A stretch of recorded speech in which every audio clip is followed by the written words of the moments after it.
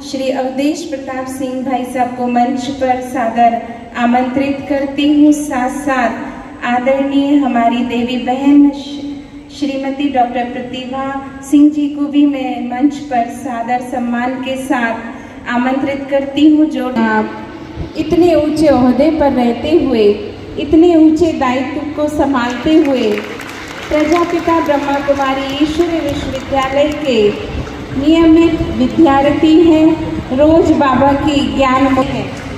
आदरणीय उषा दीदी जी, ब्राह्मण परिवार की ओर शुभकामनाएं हैं और मैं भाई साहब से आप सिंह जी, देवी बहन डॉक्टर रीना जी, ओम शांति, ओम शांति, ओम नमः शिवाय। ओम नमः शिवाय। वास्तव में इस बेहद के मेले में आकर और 2 दिन से हम यहाँ हैं, तो अनुभव तो बहुत ही अद्भुत, जो बाबा से मिलन का अनुभव था वो तो लाइफ टाइम अचीवमेंट जिसको कहें कि पूरे जीवन का।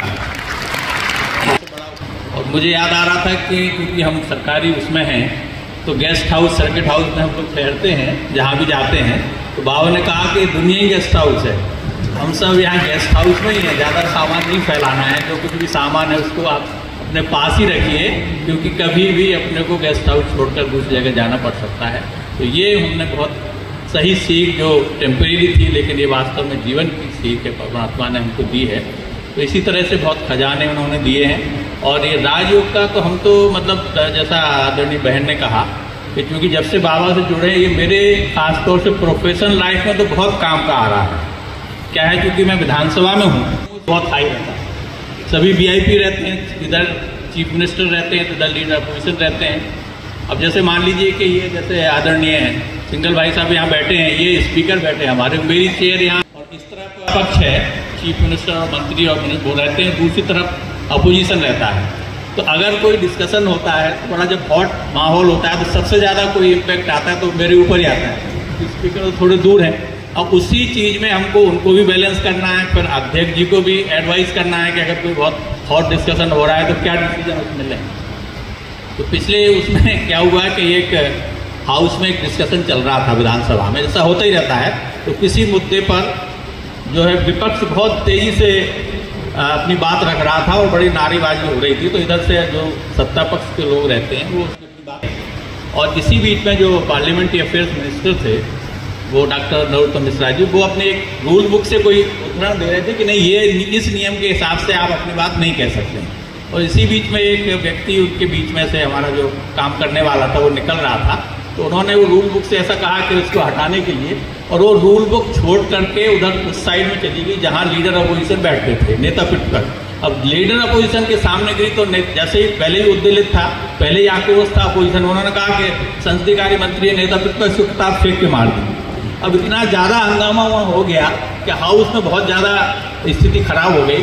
तो अध्यक्ष जी ने कहा क्या करें, मैंने कहा 10 मिनट के लिए अपन स्थगित करते हैं और मिल बैठ के अगर कोई बात निकलेगी तो उसको निकालेंगे। ये हुआ कि ठीक है, जो संसदीय कार्य मंत्री जी ने वहाँ खेद व्यक्त कर देंगे, सॉरी कह देंगे और फिर हाउस चलेगा। हुआ ये कि उन्होंने किया, लेकिन बाद में अपोजिशन को आफ्टर थॉट आया कि हमारा मुद्दा ही चला जाएगा। अगर उनकी हमने केवल इतने मान लिया कि उन्होंने माफ़ी मांग ली तो हमारा तो डिस्कशन खत्म ही हो जाएगा। तो वो नहीं माने, उन्होंने कहा नहीं, इनको तो सदन से बाहर करिए, आप इनकी सदस्यता खत्म करिए, इन्होंने बहुत ही अनपार्लियामेंट्री कंडक्ट किया है, बहुत असंसदीय व्यवहार किया है और बहुत हंगामा होता रहा। अब क्योंकि सदन की या विधानसभा की कार्रवाई होती है, उसकी कुछ चीज़ें समय सीमा में होनी होती है। जैसे मान लीजिए बजट है, तो आज अगर पास होना है तो होना ही है, चाहे हंगामा हो चाहे कोई बात हो। तो हमको कुछ अर्जेंट बिजनेस था, जो बिल्स थे वो निपटाने थे, तो ये तय हुआ कि ठीक है हंगामा होता रहेगा लेकिन अपन हाउस की कार्रवाई आगे बढ़ाएंगे। अब जब कार्रवाई आगे बढ़ने लगी तो अपोजिशन और ज़्यादा उत्तेजित हो गया, तो हमारे चेयर उसके हमारी टेबल के पास आ गए, हमारी वहाँ रूल बुक वगैरह रखी रहती थी, तो उन्होंने वो किताब रूल बुक उठा के और फाड़ के मेरे ऊपर उधर मेरी टेबल के ऊपर फेंक दी। अब हमने तो चूँकि वो लगा मतलब अपने ईयरफोन लगा लिए और हम चलते रह रहे थे। अब इधर सारे जो ये कि आप भी बना सकते हो अगर आप मेडिटेशन करते हो। तो उस समय उस परिस्थिति में मैंने ये सोचा कि मुझे निर्लिप्त रहना है, क्योंकि अगर मैं पार्टी बन गया तो दोनों के बीच में वो हो जाएंगे। तो मैंने कोई ऐसा अपनी तरफ से कोई ऐसा संकेत नहीं दिया कि हम आपके प्रति नाराजगी व्यक्त कर रहे हैं या सत्ता के प्रति हम कोई सहमति व्यक्त कर रहे हैं। तो बैलेंस अगर लाइफ में लाना है तो ये बहुत अच्छा, राजयोग से अच्छा कोई माध्यम हो नहीं सकता है।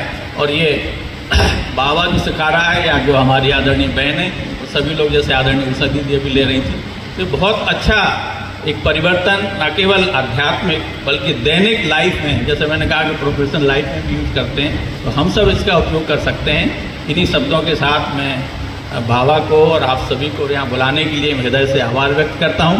ओम शांति। Thank you.